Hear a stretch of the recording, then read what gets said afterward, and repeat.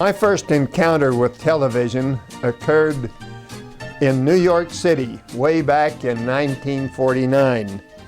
There, for the first time in my life, I saw a real live, honest-to-goodness television set working. If the television was on, it was a favorite of the family, and we were all sitting in there watching it. I remember I Love Lucy and the Ed Sullivan Show. And then when cartoons came, oh my goodness, that had to be handled.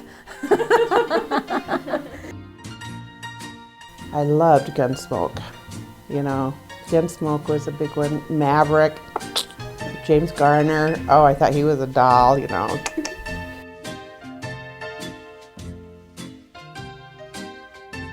The invention of television has completely changed the world. That magic electric box brought the entire world into people's living rooms. Who deserves the credit for this incredible invention? Some say it was the Radio Corporation of America, or RCA, but today most believe it was a man by the name of Philo T. Farnsworth. This is his story.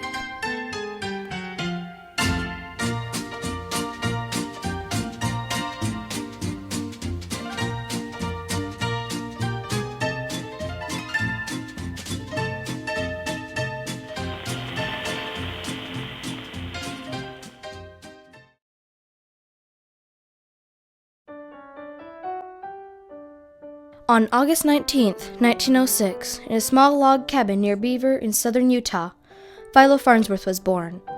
Philo wanted to be an inventor ever since he was 6 years old. He was intrigued by the wonders of science and electrons. His younger sisters remember Philo lining up all the kids, making them hold hands, and setting an electric shock through them. When Philo was 12, he and his family moved to his uncle's farm in Rigby, Idaho. There in his uncle's attic, he found a collection of science magazines. The farm that they moved in, up in the attic, he found a bunch of scientific magazines and things that really sparked him on looking for things. Got him started on science. The one idea that Farnsworth had was he got while he was out plowing the field with his horses. And he was plowing the field and making these nice rows, and he thought, hey, that's a way of having electronic television. Philo's idea was to use electrons to scan an image by making the electrons move row by row like the rows on the field he'd just plowed. This idea was the answer to creating electronic television.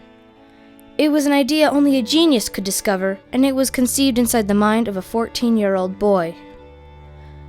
When Philo was a freshman in high school, he asked to be in the senior chemistry class.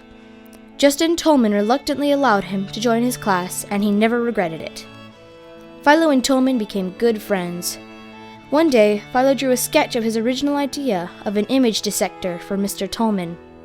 This sketch would prove to be essential to Philo when he battled for his patents against RCA. In 1923, the Farnsworth family moved to Provo, Utah. While living in Provo, Philo met a beautiful young woman named Elma Gardner, who most know as Pem. Pem once said, "The thing that really drew us together was music. We really had a good time. We would dance and learn new steps all the way home on the sidewalks." Soon Philo and Pem were married. On the night of their wedding, Philo arrived very late to the room and said to Pem, "Pemmy, I have to tell you that there is another woman in my life." And before Pem could faint of shock, he continued, "And her name is television."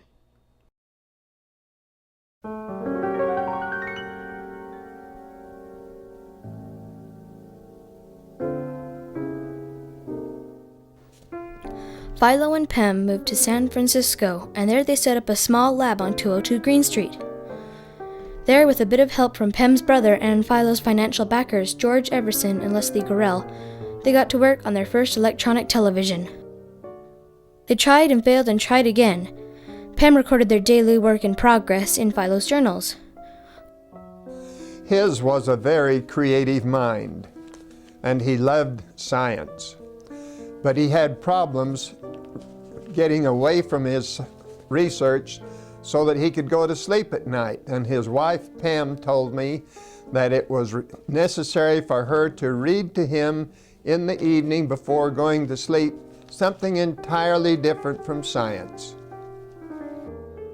Finally, on September 7th, 1927, they encountered their first success when their crude little electronic television and its image dissector produced its very first image, which was a simple blue line swinging back and forth on the screen.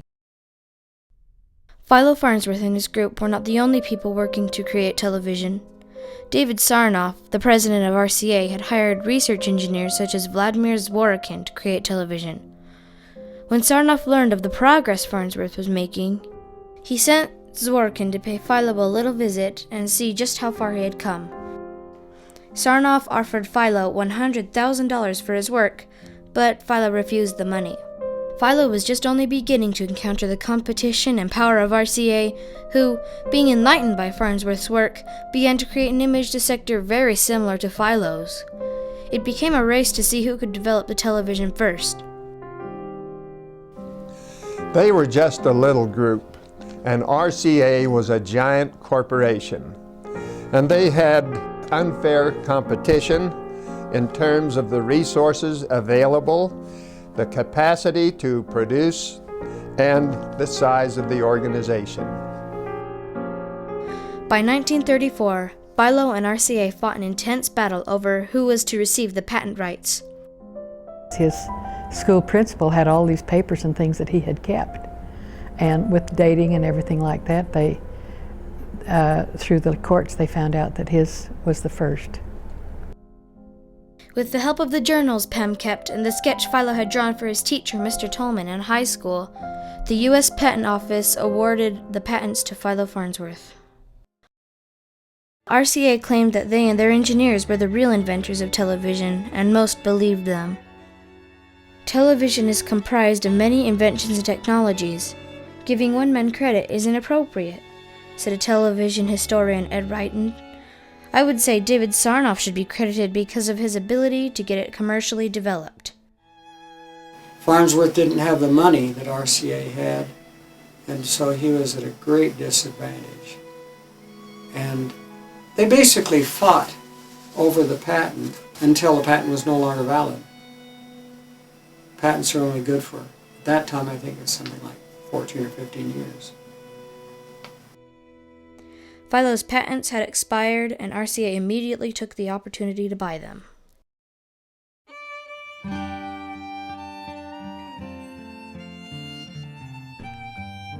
Philo gave his lifelong work of television to the world, and he got little back in exchange.